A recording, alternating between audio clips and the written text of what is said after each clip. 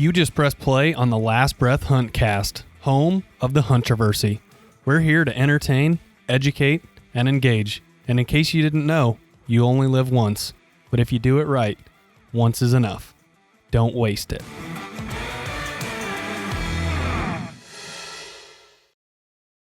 Good morning and welcome to episode number 60 of the Last Breath Huntcast. 6 decades deep in the podcast game, which in most cases is just the start of a very nice beginning. But we want to thank you guys for hanging in there this long with us. And if you listen to our intro, this is the home of the HUNTROVERSY. So this is going to be a HUNTROVERSY style podcast that we're bringing to you guys this morning or whenever it is that you're listening to this. This is a reminder that if you guys would like to listen, we have a new podcast available for you guys to hear every Monday on Spotify, iTunes, Libsyn, or if you're interested in watching this podcast, you can watch it on our YouTube channel at Last Breath TV. One last little bit of housekeeping before we get rolling. The podcast is brought to you by Last Breath Media and Last Breath TV. So if you're interested in watching one of our hunts, go check us out on YouTube and Carbon TV. So we're about to make the big push into whitetail season. So number one, good luck out there, everybody. And it would really help us out if you went and checked us out on YouTube, considered subscribing, and went and hit us up on Carbon TV and checked out some of our deer hunts. That's, I think, what we're best at. So if you would like to check those out and, kind of subscribe to our YouTube channel, that would really help out a ton. When this episode drops today, it will be the 28th of September, which means there is 3 days before the Illinois archery opener.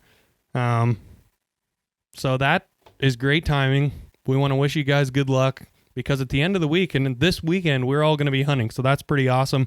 And our topic of the day is very simple. It's a HUNTROVERSY that has maybe a right answer, maybe a wrong answer, maybe a little bit of both. But our topic of the day is luck and what factor it plays in hunting. So before we get into that topic, I want to have our guest here across from me introduce himself. So what is your name, guest? I'm Garrett Feik. And Garrett Feik, how old are you? I'm 26 years old. And where do you live? I currently live in Reynolds, Illinois. Which is, for those of you guys that are not an Illinoisan or not kind of from northwestish Illinois, which is where Garrett and I are from, this kind of funny. That's not the actual Garrett that you're used to hearing from. This is a different Garrett. So we want to make sure you guys know that Garrett's voice didn't change or anything like that.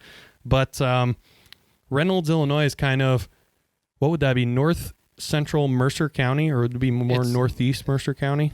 Well, it'd be, it's actually in Rock Island County. It's just on the north side of the Mercer County line. Yeah, the Mercer Rock Island County line. Perfect. Yeah, so we're kind of south of Milan. So you're kind of 20 minutes south of the Mississippi and 20 minutes east of the Mississippi where it bends. Precisely. Yep. Perfect. We're just south of where it runs east and west. Okay, so we've went over the age, where you live. What about your career? What do you do for a living? Let everybody know. Yeah, so I graduated from Western Illinois University in 2016 and immediately started working for Remington Seeds. I've worked in DeWitt, Iowa, Grafton, North Dakota, and currently in Geneseo, Illinois as the field operations manager for soybean seed production.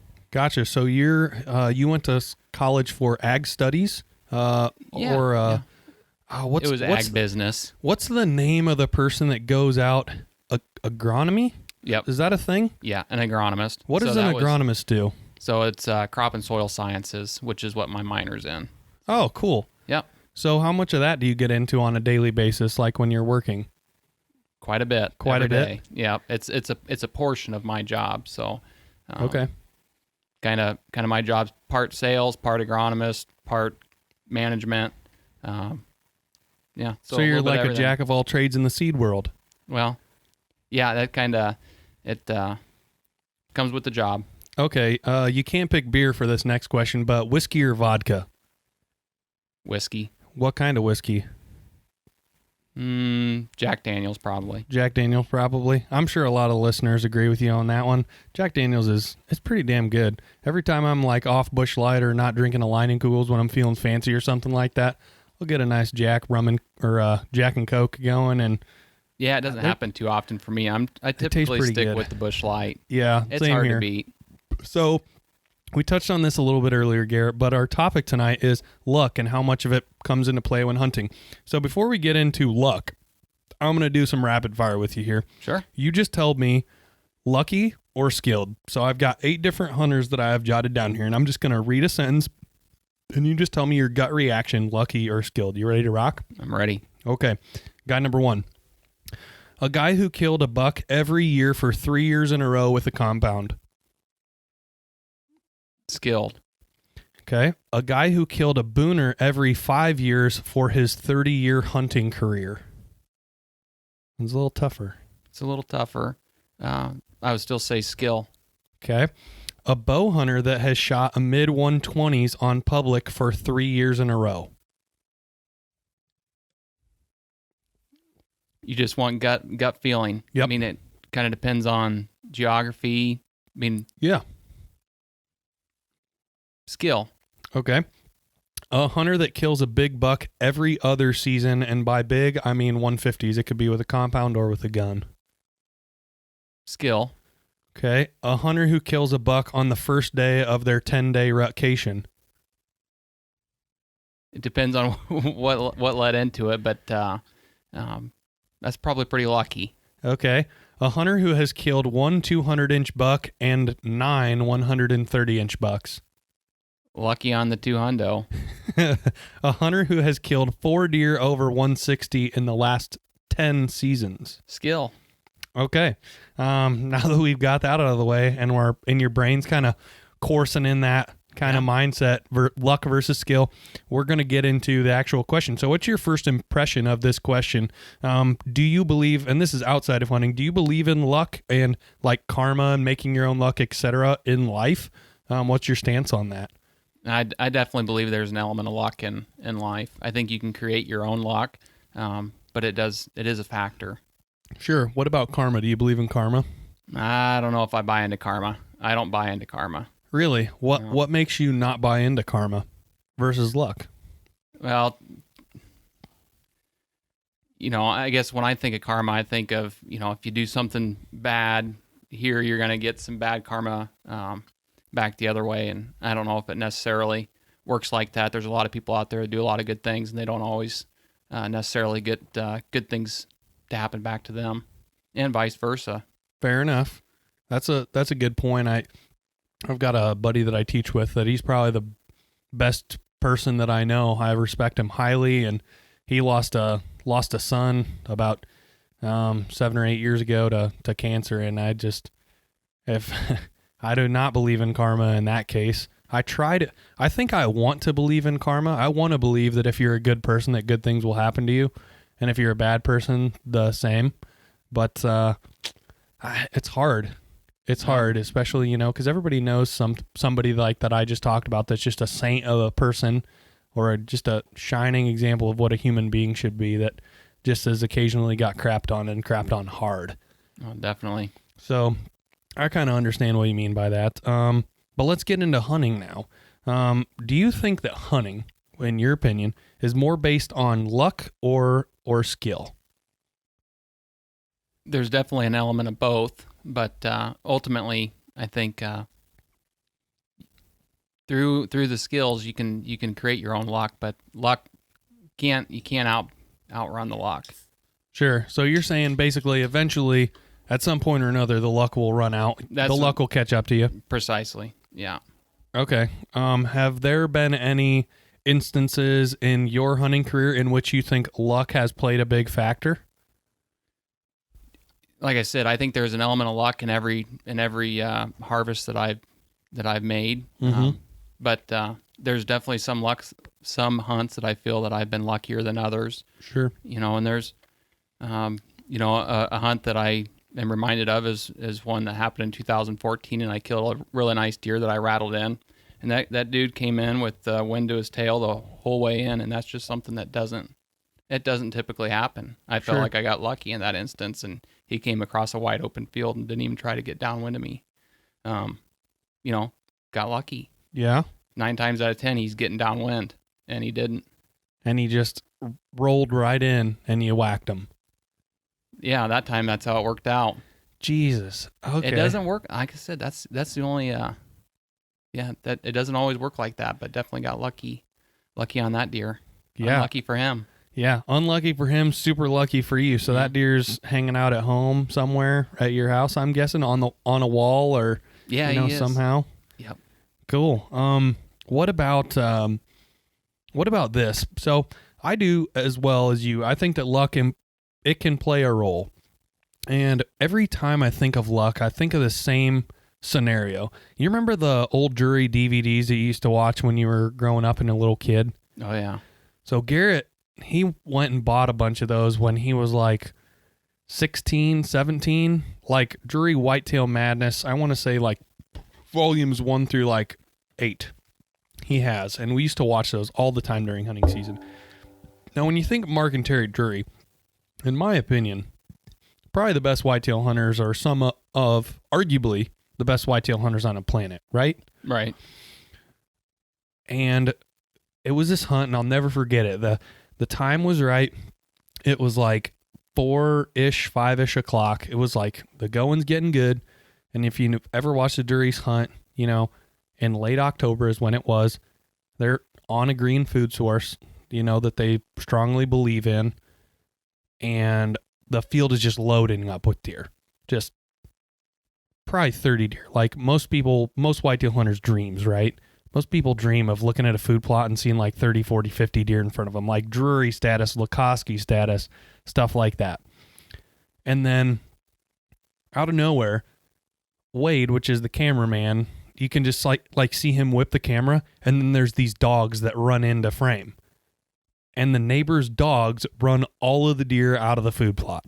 Like before the going gets good. Like it's loaded with deer. You would assume that any time at that point, any time closely thereafter, the big boy was going to show. But the dogs run in. And that is an element like, okay, you take the most prepared, skilled whitetail hunters in America, arguably, the Drurys, and you add an element that is totally out of their control. And I feel like that moment for them, super unlucky, which if you're going to have bad luck, there might as well be good luck. You know what I'm saying? Right. And so I do believe, like you said, there's an element of luck in hunting. And I think certain hunters will admit that and certain hunters won't. I think that people at the end of the day want to believe what they want to believe. And if somebody thinks I'm a big badass hunter, they are less inclined to believe in luck and more inclined to believe in skill. You know what I'm saying? Yeah. No, I would agree with that 100%. So, what do you think, I guess, getting on the luck train, you kind of already brought this up, that your example of your deer coming in right with the wind across an open field. Are there any other instances and you're like, damn, that was lucky? Like a lucky aspect, you were like, in retrospect, after you've killed a deer, you thought, man, I did get a little bit lucky that time, because I have one that I'll share, but you want to go first? Sure. Yeah, there's another deer. It was actually my first big mature deer, and I killed him in 2012. It was late November, and it was a stand that I had just hung a couple weeks prior. Yep. And it was actually way back in the timber. It was in an area that I'd never hunted before. And I had this deer show up 15, 20 minutes after daylight. It's late November, and I definitely feel lucky that deer wasn't already in his bed at that point, or within earshot of me walking through a couple hundred yards of dry, crunchy leaves to get into that set. Yeah. Definitely lucky to have got in there and slipped in right before he showed up. And you sealed the deal. And I sealed the deal. So what day was it? It was November 25th, 2012. Oh, man. It was a Sunday morning. Damn hard to kill deer. I feel like every single gun hunter, every single bow hunter in Illinois, their skin crawls a little bit after gun season, because it is so hard to kill a deer with a bow after a first gun comes in, I feel like. It can be tough, but that story I shared earlier about the deer that came into the rattle sequence, that was on November 27th. What? It was actually Thanksgiving morning, and that was 2014. And then in 2015 or 16, one of my good friends from college, a college roommate, he killed a really nice deer with me, and that was November 24th, 25th, 26th, somewhere in there. Jesus. That was the Wednesday night prior to Thanksgiving. And then last year on Black Friday, my dad killed a stud. So we've actually had a lot of really good luck. A lot of really good luck bow hunting deer post gun season. In between first and second gun season here in Illinois. Man, I feel like that is totally the opposite of my luck. I do not think, between first gun and second gun with a bow, first and second gun, I've never killed a deer with a bow. All my deer have come October or November during first gun. I guess I've killed a buck during second gun with a gun, but I've never killed a deer in there with a bow. That's incredible. I've killed some late season deer. But man, I think what helps us out on, what do you think why do you think that is? That's real interesting. Well, we don't gun hunt very hard. Really, neither Dad or I have killed many deer with a gun in the last probably 5-10 years. So we spend some time out there during gun season, but we're just kind of peeking around the edges and just kind of keeping tabs on our farms. Sure. But I think a lot of times, especially the deer that my roommate killed, that deer didn't live there. He got pushed in from a neighboring farm or a couple farms away. I'm not sure. I didn't know the deer. And he showed up right after first gun season, and I'm sure he was pushed into that area. So I think that's part of it. So you think your property is essentially just a sanctuary? Well, there's just we don't momentary sanctuary. Given the time of year. Yep. And we're really careful when we hunt our properties throughout the whole, really the whole month of November, the whole deer season up to that point. And so a lot of times we're in some of those more aggressive sets like I was in 2012 and really digging in deep because it's November 25th. What else do you got to lose? Right. So at that point, go for the Hail Mary, right? Yeah, you're pushing the envelope trying to create your own luck, Yeah. Okay. My story is crazy. Garrett and I were hunting, it would have been in 2013, and it was 2013, and it was like November 9th. A lot of people swear by November 9th. I think November 9th might be one of the best days of whitetail hunting with archery equipment in Illinois, at least. And on November 9th, Garrett and I get into one of our stands, and he's already got a buck killed. This is the first year we can hunt this new farm. He's already got a buck killed, and we get in there, and there's a deer that's across the field raking a scrape, and he's a 10-pointer with double split brows, and he's walking across the field like after he gets done making a scrape. So he's about 80 yards away when we see him making a scrape, and it's like right at first light, so we can't see him very well. But then as the sun kind of rises up, we can see him. Nice deer. We're like, yep, gonna shoot this one. He comes dinking in, just kind of crossing the field, meandering, and I range him, and I'm like, okay, he's gonna be at about 50. So I put my 50 pin out there, touch one off, and just probably 2-3 inches over the top of his back. Perfect left right, but I misjudged him. He must have been at like 40 something. So okay, deer goes off. We sit there all day. This is an all day sit for us. About 6 o'clock comes by, and Garrett's like, Grant, deer, way down there.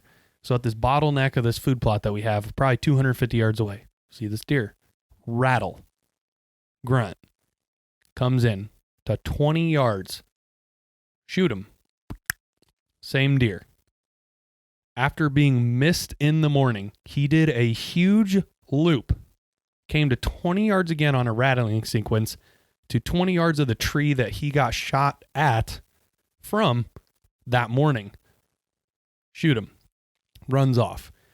The shot was about 1 inch low and 1 inch back of the heart. So if you could draw, a line from the way a heart kind of sits in there cupped, it's kind of below the back of the heart. So it's a lethal shot, but it's going to take time. So then we get on the blood in the morning. Map comes up, we get on the blood. And we're going down the trail. We branch off left. Garrett and I do. Matt branches off to the right. Matt goes, Grant, I got your deer. And I freak out because this is the biggest buck I've ever shot with my bow at the time. And I'm like, oh, hell yeah. This is awesome. Go running up to the deer. like drop my bow, yeah, freaking out like most people do when they go and find a big buck. The deer gets up because when Matt sees him, his head is down on the ground and he's just laying on his side. So Matt's like, yep, there's your deer right there. So I freak out, run right at him. He gets up and runs off. Oh shit, deer's not dead. Okay. We go down this dry creek bed, find him again. Glance an arrow off the tree that he was bedded behind. Matt's like, we need to keep going. This is his last gasp. Go around the bend of this dry creek bed. Shoot him again. That was 4 arrows out of my 5-arrow quiver. That time got him. And if that's not lucky, I don't know what the hell is. That's the luckiest moment of my whole deer hunting career. That's the luckiest shit I've ever, for me, that's ever happened to me. To be able to squeeze one, put one over the deer's back. It comes back 12 hours later. Rattle him in within 20 yards of the tree, shoot him. And I think if we would have left him a little longer, he'd have been dead. Just the way, his blood was pooled. He was in bed number 1, quote unquote. So I do feel like if we wouldn't have jacked with him that early in the morning, then he'd been dead when we found him, maybe in the afternoon. But we didn't know that. So we gave him overnight, which would have been about 9 hours. Go back. And to be able to sneak within, 15 or 20 yards of him twice and then get the follow-up shot in him, I mean, the luckiest deer hunt I've ever been a part of. So I do think that luck plays a factor, but I got to think, kind of shifting gears here, I got to think that eventually, like you said, luck can run out. So what do you think is an instance that there's a deer that you've killed, like in your experience, that has been more on the skill side where you're like, okay, that plan came together perfectly? Okay, so that question makes me think of a deer that I called Popeye, and he's one that I first got pictures of him in 2013. Figured he was a 3-year-old, and kind of watched him there for a couple of years. Picked up a shed off him when he was after the fall. He was 4, and on November 9th, which you mentioned earlier, that's my favorite day of the year. So November 9th, 2015, I ended up shoulder punching that deer. Okay. And never to find him, of course. Only got a couple inches of penetration. And the following year, November 11th, I continued to hunt him hard. And actually from the same stand, the year before when I shoulder punched him was a morning hunt. The next year, an evening hunt, I killed him on the same path. And that shot ended up going a little bit differently, and he only made it about 80 yards. But he was one that I spent a lot of time focused on, and I truly feel that I put myself in that situation and created my own luck. And I mean, he wasn't chasing a doe. Yeah, it was November 9th and 11th, but both time he was the only deer in the area, and I feel like my skills is what killed him. Sure. So what led you to sit there again? Just the thought that, okay, maybe he's going to do the same thing that he did last year again. He's going to repeat. I just knew this particular farm has 2 different draws, and they're pretty good sized draws. And I knew where he spent most of the time within one of the 2 draws. It was the east one, and so I just got in close to where I felt like he was spending quite a bit of time, and I think he was just in between does, and I really think he was bedded down pretty close, and so that's why I was in there. I felt like he was close, and ended up working out. So he came just right up the same trail, marching the same way as the year before? He was coming from the exact same direction. I mean, he was probably within 2 or 3 yards of where he was the year before when I shoulder punched him. Jeez. And so in that year, that was 2016. So I felt like he was a 6-year-old deer. Lots of people swear by that, like annual trail camera data. Oh, it's crazy. It's year in and year out. It's proven itself for me over and over again. So at this time of the year, like when season's gearing up and you're seeing deer, strip their velvet, Most deer across the Midwest are stripping or have stripped their velvet at this time. Are you honing in on previous trail camera years and kind of scrolling through your pictures and saying, okay, this is a deer that I believe is 4, 5, 6, whatever years old. This is on the hit list. This deer is a deer I want to kill, target. How much stock are you putting into your past year's trail camera inventory when planning your hunting this year? I'd say probably not as much as what a lot of guys do. I use trail cameras more for inventory than for scouting, but I do definitely pay attention to dates and things like that. So, I am paying attention to it, but I'm definitely not studying into it and really paying that close of attention, I guess. Sure. So you're using the trail cameras more so to just see what deer's out there, what deer lived. Right. This deer is here frequently, or this area is pretty dense with bucks that I would kill, which gives me the best odds, so I'm going to go there. Is that kind of your thought process behind it? That's just it. Like on that evening that I killed Popeye, I knew that was in an area that he was spending a lot of time, but he also was accompanied by other deer that were on the hit list as well. So I'm not to the point yet, I guess, in my hunting career where I'm picking specific deer and hunting them solely. I'm just hunting the big deer in the area, doing what the big deer on that farm do. Sure. So this year's season, how many deer would you say are on your quote unquote hit list with all the properties that you have combined, and all the deer that you've so far picked up on trail camera and taken inventory of? How many of those deer are getting you really jacked up like right now? Because we're about 3 weeks out when we're recording this from season here in Illinois. How many you got on there? Right. So I guess right now there's probably 4 or 5, but some of these farms that I hunt, these deer don't. A lot of times the bucks aren't showing up until the middle of October, so it can be that late. They're just small draws, and you won't see them any other time of the year, but for a few weeks in November. And so the deer that I end up killing, hopefully this November, I may not even know he's still alive until October 15th, October 20th. And it's just like you said earlier, sometimes it's like clockwork. I have one specific farm where there's, the bucks just don't show up until about a month from now, maybe even a little bit longer. So, but for what I have around now, I would say there's 4 or 5 of them that I'm really excited about that either have trail camera pictures of going into this year or last year postseason or sheds or. Sure. That's kind of the same way with Garrett and I. Our number one spot, we've got 2 farms we primarily hunt. Our number one spot, we have never gotten a picture of a deer in velvet that we've ended up wrapping a tag around. Last year would have been our first shot. We had a deer at 3, we knew who he was. We called him Pretty Boy. 4, knew who he was.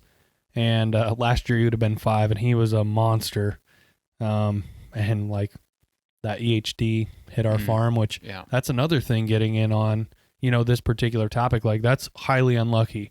Like you think of the only thing out of a deer hunter's control, like out of their control, truly, that nature can throw into the mix and totally mess things up for you, like EHD, CWD, a disease that get hit by a car. So I do think there is luck in it that way. But now a deer hunter's track record, which we're going to kind of get into now, I feel like that is more skill based. Wouldn't you agree? Yeah, especially I think consistency. Consistency's what's going to be the telltale sign for skill over luck. I think luck is more fleeting. It's going to be here and there instances and not consistent success year after year or within a series of years. Yeah, when I feel like I think of the best hunters that I know, I feel like it's ones that are tagging bucks every year outside of like extenuating weird circumstances, if not multiple. So in terms of the property a deer hunter hunts, because the biggest thing I think that I hear, and I think that the deer hunting community, like especially whitetail hunters, are notoriously shitty at admitting when somebody else is a good hunter. Like there's plenty of hunters that I know probably 30 or 40 of them that I'm like, man, that dude's a good hunter. They're getting it done. They seem to be making moves that are highly intelligent to put themselves in scenarios year after year in which they're able to get a deer within bow or gun range. And to me, that's awesome. So hats off to those guys. But I feel like deer hunters in general, lots of times when we're talking about like so-and-so killed a big deer, lots of hunters will say, well, he's just lucky, or you should see the ground he hunts, or they make an excuse to diminish that person's success. And I don't feel like that's the case for somebody that's like highly consistent. So let's talk about property for a second before we get rolling on to our next topic. What does a property, specifically a whitetail property, play into luck? For example, like the more densely populated an area, because there are certain areas of the country in which the whitetail density is higher versus lower. What effects do you think the physical property that a hunter is hunting itself has to do with luck? What percentage? Like if you're thinking of like somebody that with a quote unquote dynamite farm, do you factor that in when we're talking about like luck or not? I do. I guess I feel like somebody with some dynamite farms or a specific really really really nice farm, that's just and it depends on their specific situation, if it's something they fell into or if it's a family farm or whatever, but it definitely plays into their chances for having a successful hunt. There's farms out there that hunt better than other farms. There's farms out there that have larger deer than other ones, whether it's just numbers of large deer or if the genetics are stronger. Like that deer I was talking about earlier, Popeye, I really feel like he's 6 years old, have 4 years of history with him. He's 130 some inch deer. Mm-hmm. I just, I felt really fortunate to get him, but I guess I was a little bit unlucky that he wasn't a 180 inch deer, because he could have been for the age that he was. Sure. So I do feel like the farm and the area and the genetics and the neighbors and there's a lot of different things that play into it, but they're going to have a higher chance of success on a better farm. I like what you brought up there about like the age. Given his age, he could have been a much larger deer. I feel like lots of people, at least for us in Illinois, just because of the ease of getting an Illinois tag, because Illinois is not like Iowa. We're not on a point system. Sure. Most people wait in line 2, 3, 4 years to hunt Iowa. And I feel like Illinois is just taking the incredible amount of heat off of Iowa, and we just have all this outfitted pressure. And I do not think there's enough. I don't know, maybe there is, but Illinois takes a lot of the heat of the entire United States whitetail hunting pressure just because it's a guaranteed tag. No, most definitely. And I feel like lots of people believe, that in Illinois there's 150, 160, 170 inch deer hiding behind every nook and cranny. And in reality, like, I liked what you said about Popeye, because Garrett and I hunted a deer this will be our 6th year hunting him. If we aged him correctly when we started hunting the farm, he was 3, and this year he will be 9 years old. And we called him McDagger. And this deer just had nice brow tines. He's about 18 inches wide, bully 8-pointer, probably scores somewhere between 125 and 132. And he stayed in that range for probably the last 5 years. He's not put on like any inches of antler. And we have pictures of him year after year after year. And I actually pulled up on him once in 2018. It wasn't going to be great footage, so we didn't. But that deer, you talk about letting a deer age-wise reach its full potential, but some farms, like you said, and I thought it was a great point that you made, some farms don't genetically have the potential of growing a 160, 170, 180 inch deer. Like, it takes genetic components Sure. that most people probably don't understand. I know I don't fully understand genetics behind breeding whitetails and intermingling genetic strands and whitetails and growing the biggest antlers to make a deer that big.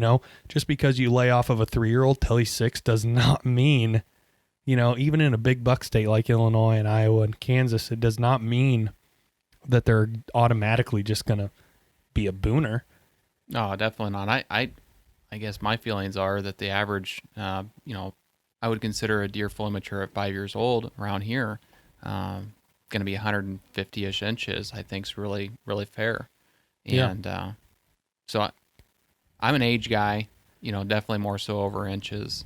Sure. And but yeah, when it comes to killing, as far as big antler deer, high scoring deer, the genetics in the area definitely plays a big role.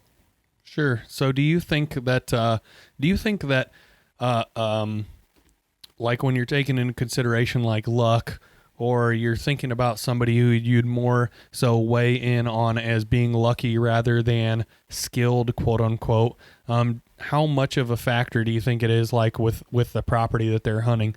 Meaning, if you've got a guy that's busting his ass in Illinois on public, and especially around where we live, there is little to no public ground. There is, what would that be? Big Bend up by Erie. Yeah. There's Big River, or down around Keithsburg, Oquaka. And there's a little bit of opportunity at Loud Thunder. There's a little bit out Illinois City. Yep. That's about 1,000 acres, and all these farms are 1,000 acres ish. Yeah, they're all small. They're all smaller. And then there's Snake Den Hollow, which is kind of in the Rova school district. That's kind of like northeast a little bit of Galesburg, Illinois. But other than that, within an hour of us, there is Johnson Sock, I guess, over around Kewanee area. Yeah. That's another small one, but there's not a lot of big public. So would you say that a guy is more skilled if he's going to one of those small tracts of public in Illinois and hunting, 1,000 acres, because that's not a lot of room to maneuver around when there's 60 or 80 guys in there every weekend, Would you say that guy is more skilled than a guy hunting a like private section, which a section of farm in Illinois is a country block? It's roughly 640 acres. Who's more skilled then at that point? The guy that's going in on that public small pressured track in Illinois and killing, a nice 3 or 4 year old deer, or the guy that's killing a 5 or 6 year old deer every other year on a really nice family farm? What do you think about that? I think that public land guy has him beat. I think that public land guy's a badass. I think he is too. Yeah, most definitely. I will say there's an element that I'm like, man, the public land is intriguing. Just the I don't know what the biggest farm is that you hunt. Before last year, the biggest farm that Garrett and I hunted was 100 acres right on the nose. Basically, it's 103. But so that's not a lot of room to move around, and you've got areas in Indiana, Ohio, Pennsylvania, Michigan that are hundreds of thousands of acres. Right. And some places in Michigan, like Sleeping Bear Dune National Lakeshore, it's kind of where my family goes on vacation in the summer. There's millions of acres of public ground up there. And so there's not a lot of room to maneuver around on private as there is on public. But I will say, like, those public land guys that are getting it done on small tracts of highly pressured public, those guys I think are on another level. Yeah, I would agree too. And it, in our area, just the way that those public land pieces are set up, I mean, all those that we just mentioned, what are they? They're big blocks of timber. They're hard hunting. There's very few funnels. There's no, like, let's look at the topo map or let's look at the aerial and we know right where we're going to go. I mean, it's boots on the ground, trying to figure them out, trying to figure out how the deer are working around the other hunters. Yep. I mean, they're looking at it at a whole different level than what I am, at least. Yeah. So I think, those guys they're studs. If they can do it consistent like that. If they can do it consistent, that's the key. There's an element, though, that doesn't make me want to touch public land with a 10-foot pole, and that's, just like we're talking about, things that are out of a whitetail hunter's control. I feel like the more variables you can control, the better your outcome will generally be. But if you're then factoring on public, just because, it's public ground doesn't mean that it's going to be all whitetail hunters. It could be a person riding horseback, like there's a lot of people that ride horseback through the public land down by Oquaka and Keithsburg. Mm-hmm. A ton of people. And like, what do you do if it's November 10th? You can't be necessarily mad at the guy for riding horseback with his grandkids through there if you're setting a great spot and he comes walking down the trail on horseback and busts a bunch of deer away from you. you can't get mad at that, but that's what makes me not want to really mess with public land, just because it takes a lot out of your control. It takes a lot out of our control. And, Garrett and I are type A people, and we like things to be all ducks in a row before we go in to hunt somewhere. And if you take that element away from us, it's just like, well, now what are we doing? Like, is it skill at this point, or now does it become luck? Like, there's a squirrel hunter that just rolled by me at 8 o'clock in the morning. Like, what are you doing out here this early, man? Like, if at this point after this, is it luck if I kill a deer, or should I just pack up, go home, or go to another piece of public? You know what I'm saying? Right. Yeah, it's a tough one. I think it's easy to get flustered or get upset, but those deer are used to those people that are riding horseback. Those deer are used to people going through squirrel hunting or hikers or whatever. So I think the guys that are probably successful on public land, they probably don't sweat it. And if anything, they might use it to their advantage somehow. Yeah, you're probably right. At what point would you say that you think a hunter is skilled versus lucky? What's your benchmark? Is it number of bucks that they've killed? Is it number of hunters they've guided? What's your benchmark, and what point you're gonna draw the line and say, okay, this guy's not lucky anymore. This dude's just a great hunter. This guy's got some skill. Yeah, I think you hit on it earlier, but it's just the consistency. It's just the year in, year out. It may not be every year, but 3 out of every 5 years, either he or she or somebody in their hunting group that they work with is consistently getting on older age class deer and getting the job done. And whether that's killing them on purpose or killing them on November 10th when they're chasing a doe by or whatever, but they're just consistently getting it done. And I don't care about inches. I'm talking 4 or 5+ year old deer. Sure. So you think for private, you brought up the public land thing, and to me, there's a little bit of difference there if guys are killing 3-4 year old deer. To me, the public land, like a 3-year-old public land, is worth like a 4 or 5 year old private land deer. Sure. I don't know if that's something that you would agree with or not, but see, I don't know. I think that's hard when you get into that talk, because if everybody's trying to kill, which hunting's a weird thing. We've talked about this before. Hunting is not a linear payout, right? Meaning no matter how hard you work, you could get nothing, essentially, at the end of the day. And I got to believe that if everybody's goal is to kill a nice buck, like, nice is in the eye of the beholder. To me, if everybody wanted to kill a nice buck, then they would let younger deer walk. Just like a private land dirtback dedicated guy that's hunting a place where only he can hunt, he's going to let 2 and 3 year old bucks walk so that they can reach 4, 5, 6 years old. But to me, I guess, why lower your standards?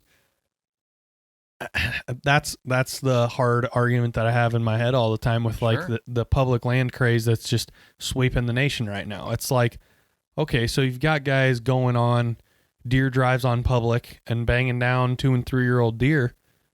I mean, if everybody's thinking, oh, this is public land, I'm not going to do this, blah, blah, blah.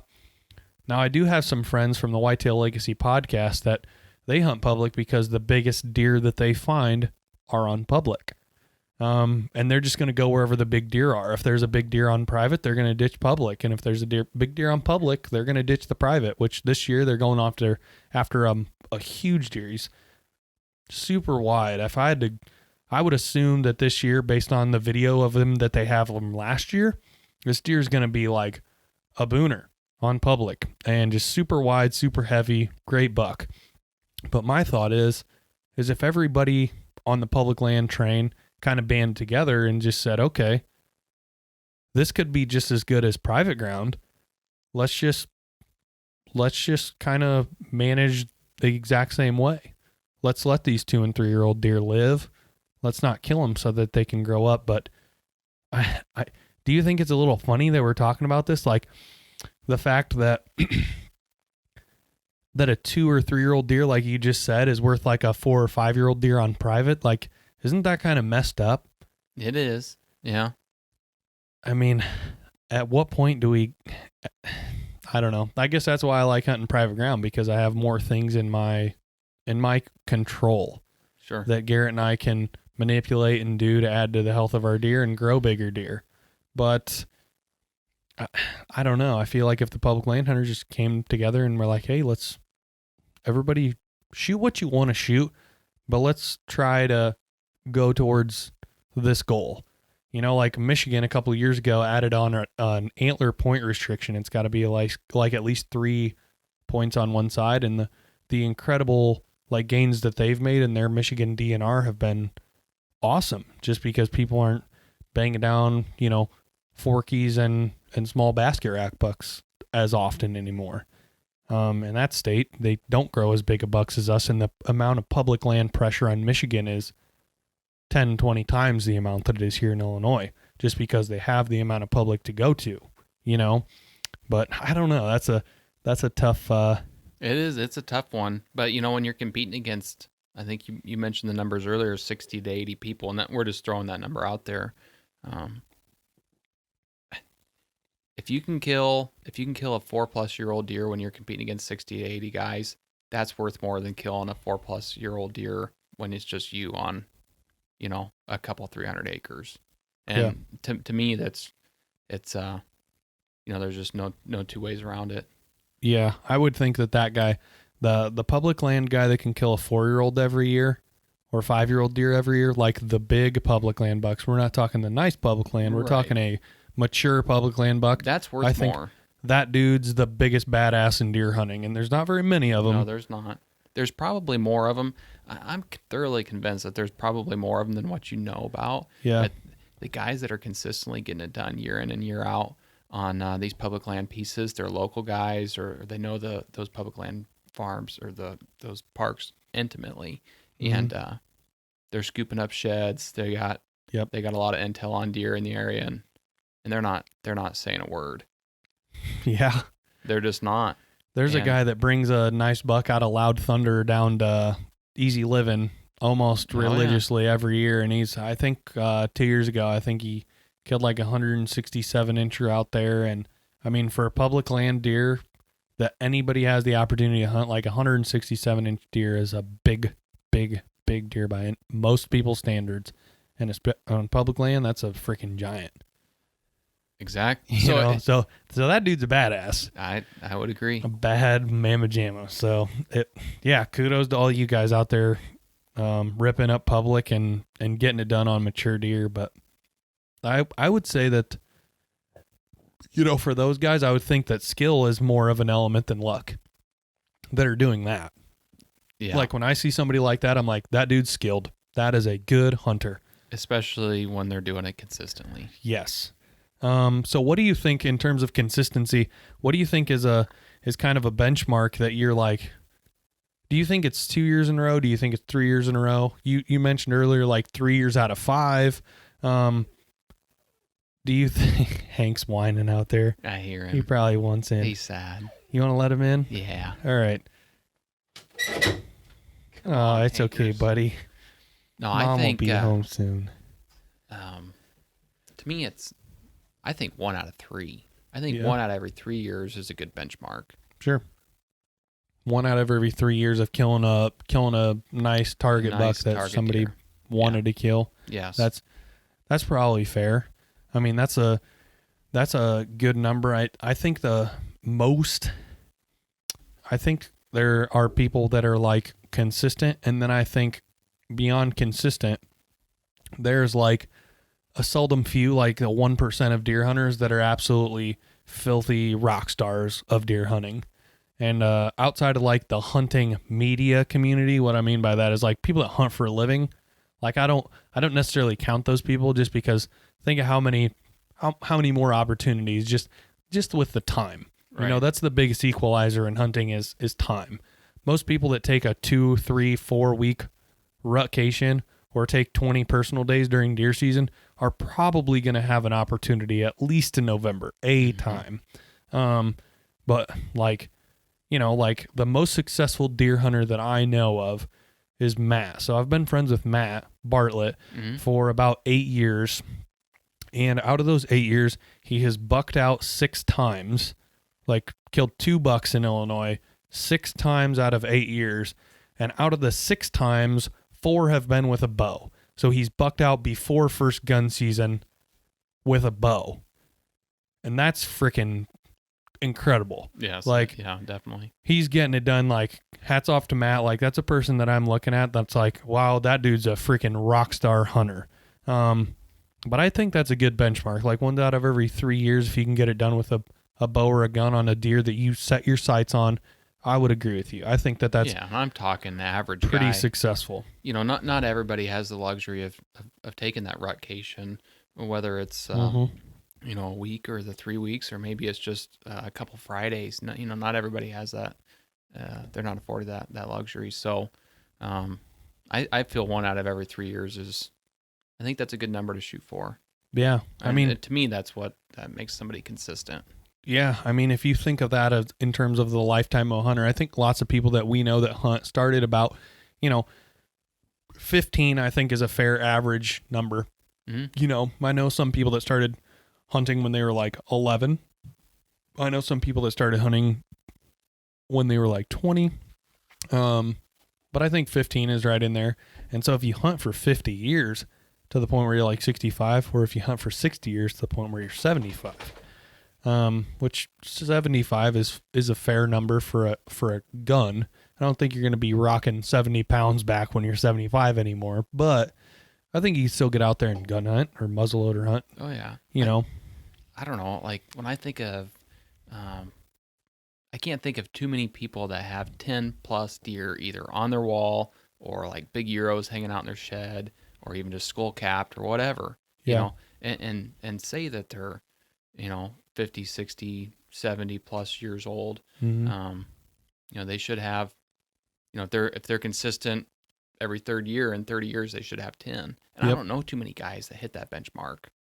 Yeah. So just average guys that like hunting, and the culture's changing. Things are a little bit different now. We're going after the big deer, and back in the day, they weren't necessarily doing that. But I still feel like that 1 every 3 years, if you're doing that, you're a consistent big buck killer. Sure. I agree with you on that one. So how about some would you rather? You ready? Mm-hmm. Okay. So season is here. Would you rather kill a 120-inch buck with your recurve or a 165-incher with your compound? The 165. Why is that? He's It's a big deer. How old's the 120 and how old is the 165? Let's say I've told you I'm an age guy. Let's say that they're both 4.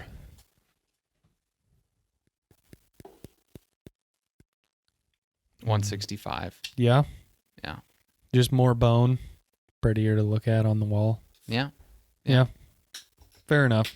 So, would you rather be lucky with your stand selection or your shot? And what I mean by that, would you rather put yourself in a scenario where you're consistently around big deer, or would you rather get lucky with your shot? Meaning you've got Hunter A who has got 4 deer throughout throughout the day of hunting. Let's say he pulls an all-dayer.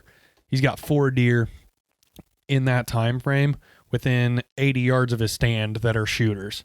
Would you rather be that guy, or would you rather be the guy that pulls off a Hail Mary crazy-ass lucky shot? What do you think?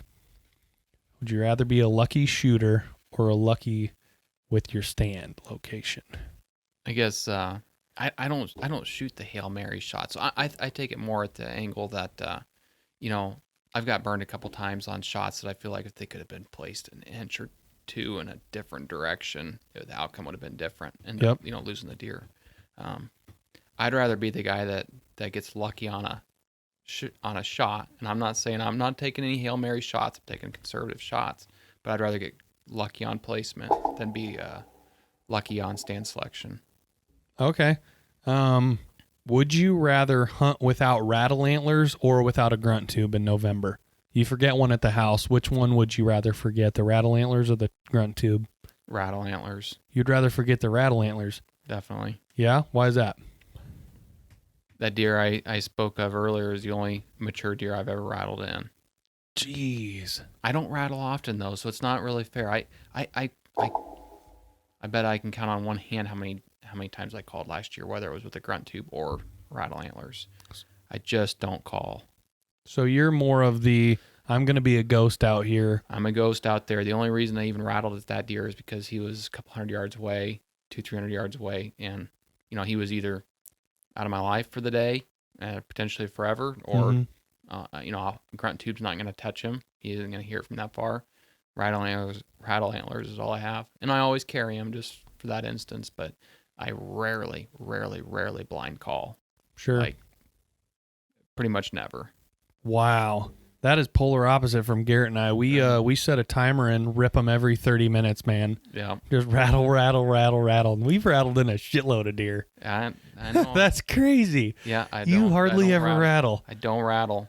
Man. I'm just like the boogie. I just like to be like the boogeyman out there. And get you. Yeah. Okay. How about early season or late season? So we're talking October 25th and before, and December 10th and beyond.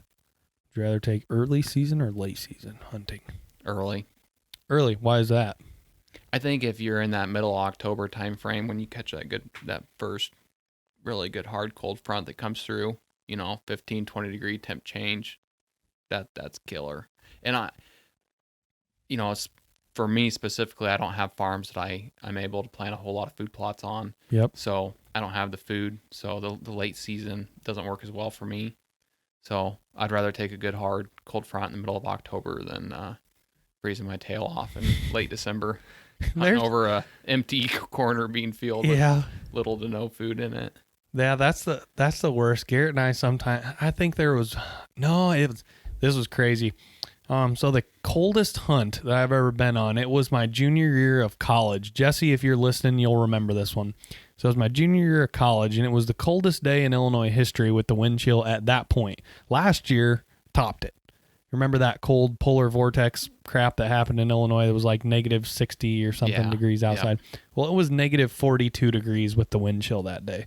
So I threw on every piece of camo I had. Garrett and I were bucked out that year. So we had each shot 2 bucks, and there was a deer lurking. We call him the split G310. He had double split G3s, and he had to be... We have old, shaky, shitty handy cam footage, probably because the tree arm was stuck to itself because it was so damn cold out. And Jesse and I climbed up the tree, got in there at like 1 o'clock, probably saw 40 deer in a 4-acre field in a food plot. Like, we're talking a small food plot, not like a destination field, like, that's 100 acres and there's just deer, like, and you can't tell how far they are. This is 4 acres. We're like standing over the top. There's deer at 20 yards from us. There's deer at 150 yards from us, but they're all in between that area. Like, we're packed tight. And the split G310, we called him, is like slowly working towards Jesse and I. And Jesse's got his bow, which I can't imagine with every single piece of hunting clothing that you owned, it being that cold, it would not be easy to draw your bow at that time. But Jesse had his bow, and he was slowly lurking towards us. And finally, I think we got winded or something, or probably one of the deer saw us like moving or spotted something weird, because at that time of the year, we were hunting a field edge, and it's just bare freaking naked ladies. It was like in January, like the end of the season, and we still had some standing beans left. But like you said, if you don't have the food late season and it's brutally cold, it's hard to pattern a deer during that time, unless you have nearby ag, which it's a good point that you bring up. But this is not a would you rather. This is just a question. What's your absolute favorite day to hunt? Is it November 9th? It's November 9th, without a doubt. So why do you think that is? I think that most of the... And I feel that late October, first part of November, there's going to be 1 or 2 of the big does in the area that are going to come and heat. Mm-hmm. And the biggest, most mature deer on the farms are probably going to find her, and they're going to be with her for, a couple days. And it can be, I've seen it as early as like October 28th. I've seen a lot of it like the first few days of November. But it just seems like it works out. Like sometime around that November 9th frame, it just It's like they're coming off those first doe or second doe that they've been with, and they're getting ready. They're looking for that next. At that point, it's just a big flush of does that are getting ready to come into heat. I always think of it as the bell curve, Yeah. And it's just about getting ready to be to the peak of it. I don't know. November 9th's just been really good to me, and it's been really good to some of my closest hunting friends, and I've just had some tremendous luck, much more so in the 9th, 10th, 11th than, really even the previous 3 days, which a lot of guys like that, 6th, 7th, 8th, and those are great days too. Oh, yeah. But, I'll take the 9th, 10th, and 11th over the 6th, 7th, 8th. Okay. So this November, we already talked about forgetting something, and that's the rattle antlers or the grunt tube, but this one's a little bit trickier. Would you rather forget your release we're talking November. Would you rather forget your release or your boots? My boots. As in, you're walking to the stand in your socks. Oh. Like, for me, I wear like flip-flops or like little slides when I'm in the truck going to get Garrett, or he's coming to get me, and then I put my boots on, which are in the bed of the truck when we get to the field, because we dress in the field. Yep. So would you rather forget your release or your boots? But if you forget your boots, you're walking in your socks. And you don't and have it's a release November. in your backpack. You don't have any extra, no spare releases. Nope. I'm forgetting my boots. At least I can still hunt with the release. So even though it could be like 20 degrees in an early, like a crisp November morning in Illinois, it could be 18, it could be 20, and you're going bootsless, huh? You couldn't just crank 70 pounds back with your index finger? Dude, that'd be hard, especially in November. You probably could, but I mean, how's that going to affect your accuracy and everything else? Probably pretty bad. It's not going to be pretty. Yeah, pretty bad. That deer would have to be at like 10 yards broadside and deaf, because you would not want it to jump the string, because I don't feel like you'd be able to put a very accurate shot on a deer with that. I think in either instance, I'm turning around, running 80 back to the house to get whatever I forgot. Okay, fair enough. Would you rather kill a deer at 160 yards with a shotgun or 45 yards with a bow? Let's not even say kill. There's a deer at 160 with a gun, or a deer at 45 with the bow. That's the closest they're going to get in both scenarios. Which scenario would you rather take? 45 with the bow. What if I say it was 50 with the bow? That starts to get tough. I mean, when you say 45, I mean, you're really on my outer limits of what I feel comfortable with. Okay, what is your ethical maximum yardage? I think for me it's like right there, 45. Yeah. I think it's right there. I would agree. With whitetails. So you start stretching out any further than that, then I'm probably gonna switch gears and go with the 160 with the gun.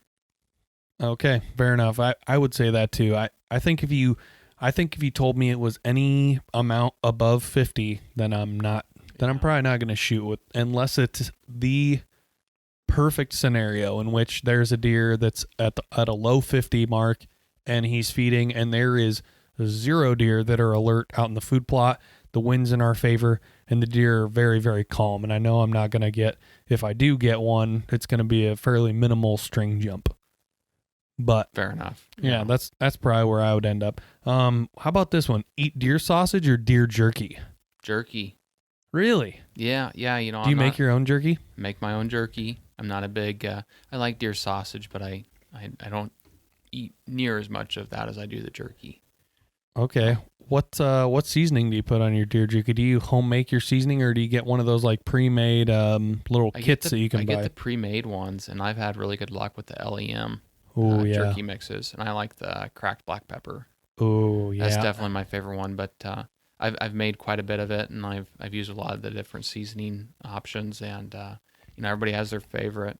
So, but they've all been good. But I really like the cracked black pepper. Yeah, I would agree with that. Whenever I'm in a pinch, there's this elaborate recipe that Garrett found when he was like in college. He was about 19, I think. It was his second year he's in college. He found this recipe, and we started doing it, and it's like over the top. It's like unseeded chipotle peppers and pineapple juice and cracked pepper and paprika and stuff that you salt and season the meat with after you cut it into strips, and then you soak and marinate it after it's been done, and then you put it on the dehydrator, and then you season it with another blend, and it's super elaborate. It's really good. It's like sweet and hot, but when I'm in a pinch, I use that LEM stuff, and that black pepper is my favorite flavor too. Yeah, because it's just like, okay, cut up your roast, throw it in, add the seasoning, add some water, stir it up, let it sit, dehydrate it, you're done. You got like 2 pounds of jerky ready for consumption, ready to rock and roll. Yep, and you can eat it. You can eat it going down the road. The summer sausage just doesn't do it for me like the jerky does. Yep. That pretty much brings us to the end of the Would You Rather. So here's some announcements for you guys, which are pretty big, coming down the pipe for deer season. So keep an eye out for the next Last Breath Live, because if Garrett and Jeff can tag an elk, that is going to be what the next episode of Last Breath Live is, and that's coming at you on Wednesday. So if they go out there and kill a bull in Idaho and put a tag on one, maybe 2, maybe 3, if Chris shoots one and they get extremely lucky, then that is going to be our next Last Breath Live. So that's going to be awesome. So you're going to want to check that out on YouTube on Wednesday. On Saturday, this is a biggie. On Saturday on our YouTube channel, the first hunt on our YouTube with some antlers. So you guys can watch me make the biggest mistake that I made during my 2019 deer season, specifically with a bow, and how whitetail hunting is truly, as we talked about earlier, Garrett, a game of inches. On Sunday, we're going to show you guys the story of how Matt and Jesse killed what we believe to be the longest drop tine buck ever shot on film. That's a deer they called Uh-Oh. Got a snort wheeze late season muzzleloader hunt in which a deer closes from like 300 yards out right into Matt and Jesse's lap and dies like 10 to 15 yards away from Matt and Jesse. Jesse lays the footage down. It's the best whitetail hunting footage that we've ever had. So that's going to be on Sunday, and that's going to be the story on the image autopsy, Moultrie's image autopsy, on how we use trail cameras to kill that deer. And real quick at the end here, if you guys haven't checked out our Facebook group, The Last Breath Inner Circle, you guys should all become a part of that. That's where all of our discount codes and stuff like that are. So we have a bunch of discount codes from a bunch of the companies that we work with, some of the products that we really enjoy and believe in, specifically Code Blue. So if you guys haven't put your mock scrapes out yet, can't recommend Gravedigger enough. Garrett and I have been putting out mock scrapes since before, I believe, putting out mock scrapes was cool. Been doing that for about the last decade and a half, ever since Gravedigger was like freeze dried and packaged in like a one of those vacuum sealed bags, right when Code Blue started making it in like 2009. So if you want to get some of that product yourself, we've got a discount code for that in there. Garrett, any last tips or words of advice before deer season comes, because it's coming in 3 days after this podcast launches? Yeah, I guess I would just say enjoy the season. Watch for that first cold front in October, and if you're anything like me, you're going to be holding out for that sweet November month. Enjoy. All right. Well, good luck to everybody out there hitting the woods this weekend. We will see you soon, hopefully with maybe an elk down or maybe with a whitetail down as well. Until then, don't waste it.